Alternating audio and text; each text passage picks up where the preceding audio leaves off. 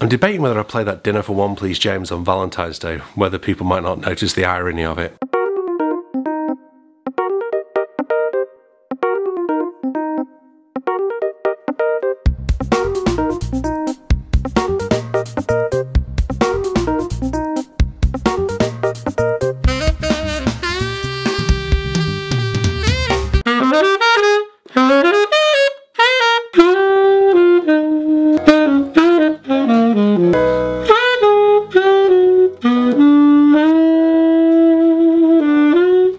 Just getting a little bit of practice in on a Sunday afternoon.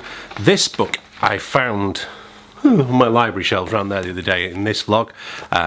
Really good book. I really like using some of these etudes when I'm trying to play blues in all 12 keys, because I find that I stopped playing a lot of cliches in awkward keys. It was quite interesting. I just watched the end of the Blues Brothers film because it was on British TV last night. Charlie hadn't seen the car crashes before. I mean, it's just crazy. I mean, kids of 6, boys of 6 really love that kind of sort of film.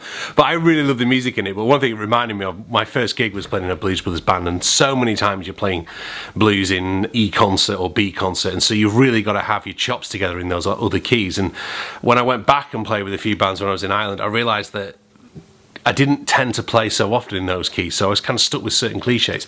Whereas just playing some etude, just try and get you out of those particular cliches you might play in. Well, you might play them in normal keys as well, but I often find that in D flat or F sharp on tenor, I can play reasonably well, but I will start to come out with the sort of same old thing. So it's quite nice to go around that. And then I was just playing through my 2018 playlist, trying to get some, I said in another vlog, some new material through.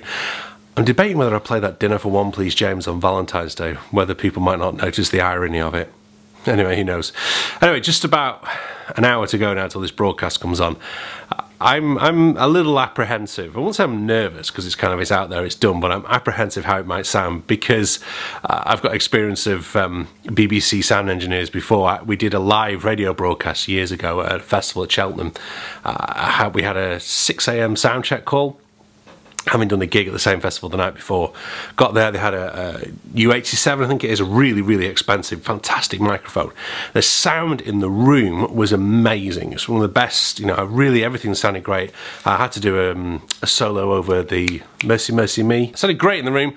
Went back, listened to it later on the radio, it sounded awful. Basically, completely rolled the bass off on the broadcast, and there was no guts to my tenor sound at all. It sounded really thin and really not with it, and it didn't sound like that in the room. That was a really annoying thing. And to have them being up so early to sound check and they still got it wrong. Oh, by the way, the snow has stopped, which is really disappointing as well. We kind of got a little bit of time to play, but now the kids are running around the house because it's raining outside, but it's really cold, so obviously they don't want to play outside. Let's go and watch this broadcast. Jazz Vespers, a group run by saxophonist Dan Forshaw.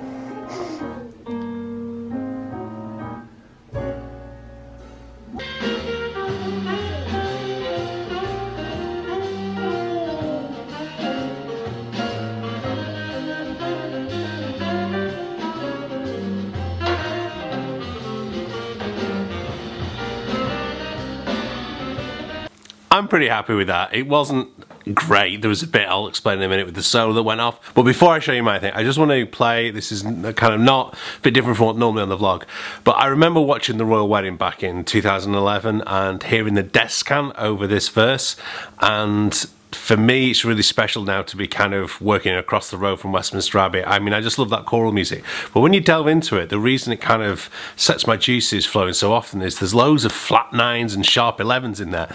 You know, it's basically jazz, you know what I mean? I mean, you've got to remember so much of jazz borrows from classical music.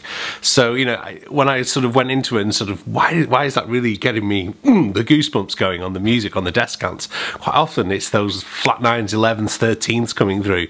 Those jazz notes, you know, all these old hymn writers, well, these people who, I shouldn't say old hymn writers, because these are modern inventions that choir directors write in. I think this is either Gerard's or it's James O'Donnell, the guy across the road at the Abbey. I can't remember whose descant this is. So it starts to come in around about this little bit. A very old traditional tune, and then you just change the harmony and slam.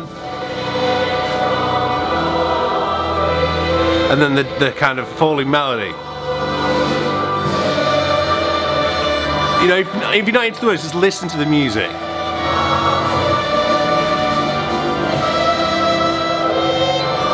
I don't know how much I'll have to edit of that to actually get it in, but anyway, those flat nights. Anyway, onto my little thing. Let's bring you guys a little closer. Again, it sounds cliche, but it is true.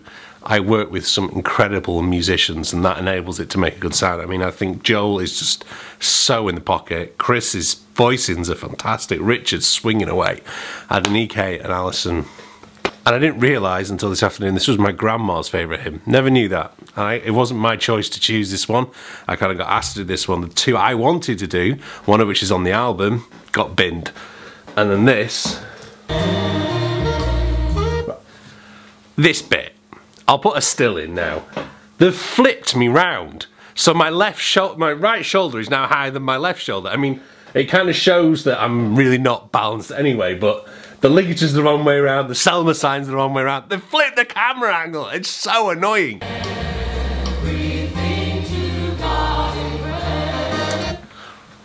This is my second gripe.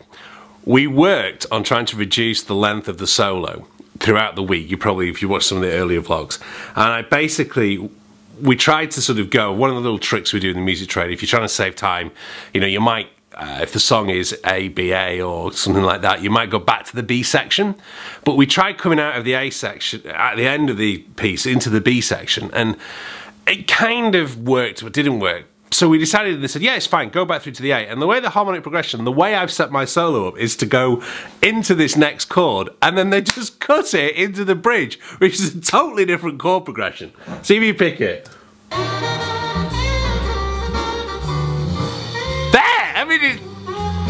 As far as the programming for the hall and the people I work with there, absolutely amazing. Tells the story, tells a really good story about how the hall came into being, the history of the place and kind of what it's doing now, and the mission work it's doing kind of with the family project. And they didn't talk about the homeless thing, but you've seen my videos and what they do there. So I was really pleased with that, and of course the jazz stuff as well, so quite pleased with that. It was quite interesting, and it was very, very humbling to be on there, and it's been extremely humbling to have all your emails and messages and tweets and everything else like that. Thank you so much. It was a lot of work. I felt this whole sense of relief drain out of me at the end of it. I was a little bit worried, and it was a lot of work, and kind of what I'd finish on for this today and finish on the vlog. The vlogs take a lot of time. You know, I might do a 10-minute video for you out of that day. On a normal vlog, I'm looking at 1.5 hours to 2 hours worth of footage, and it'll take at least 1 hour to 1.5 hours to edit. So you're kind of looking at kind of 2 hours, 2.5 hours minimum amount of work in terms of recording, editing, to put into a 10-minute. This was a 40-minute program, and okay, a lot of our stuff has been recorded probably to be used at later dates for other things, but you're talking kind of a manpower in our building of about 10 people plus kind of their team of at least 50, and I'm saying weeks of work rather than days full of work, phone calls. I mean, you heard me talk about it in the vlog. So, you know, it's worthwhile watching, or sorry, worthwhile remembering that when you're watching programs, if you're watching YouTube videos, but certainly big professional national TV broadcasts, how much actual work goes into getting just such a short amount of time.